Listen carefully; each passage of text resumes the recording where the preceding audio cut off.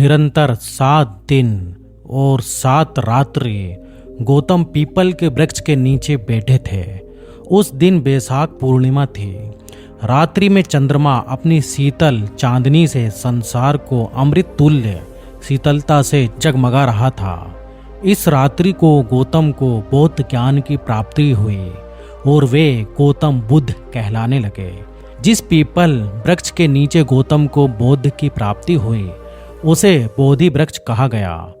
बोध गया बिहार के प्राचीन मंदिर के पीछे आज भी यह बोधि वृक्ष और ब्रजासन विद्यमान है। गौतम को जिस समय बोध की प्राप्ति हुई उस समय उनकी आयु 35 वर्ष थी। देवताओं ने इस समय उन पर पुष्प वर्षा कर अपनी प्रसन्नता प्रकट की।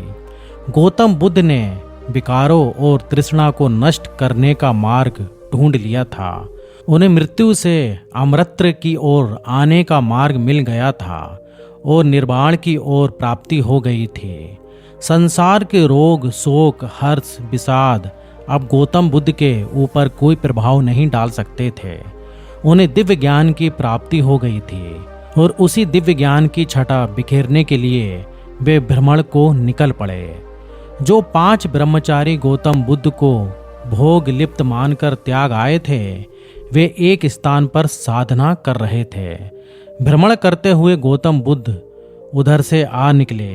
5 ब्रह्मचारियों ने गौतम बुद्ध की दिव्य मुख मुद्रा देखी तो चकित रह गए। वे समझ गए थे कि उन्हें बोध की प्राप्ति हो गई है। वे 5 गौतम बुद्ध के चरणों में गिर गए और बुद्ध ने उन्हें अपना शिष्य बना लिया और उन्हें उपदेश दिया। इस उपदेश में बुद्ध ने कहा, धर्मपरायण जीवन जीने के लिए मर्यादा का पालन करो, तृष्णा को त्याग दो और जाति पाति के भेदभाव को समाप्त करो तथा सभी से मृदुल मधुर व्यवहार करो। गौतम बुद्ध का यह उपदेश धर्म चक्र प्रवर्तन कहा गया। ये उपदेश अत्यंत सरल और स्वीकार्य था। इससे समानताएं सभी का भला होता था। अतः कुछ ही समय में बुद्ध के सैकड़ों शिष्य बन गए। इसके बाद उन्होंने संपूर्ण देश में धर्म प्रचार आरंभ कर दिया। उन्होंने अपने 60 प्रमुख शिष्यों को धर्म प्रचार के लिए चारों दिशाओं में भेज दिया।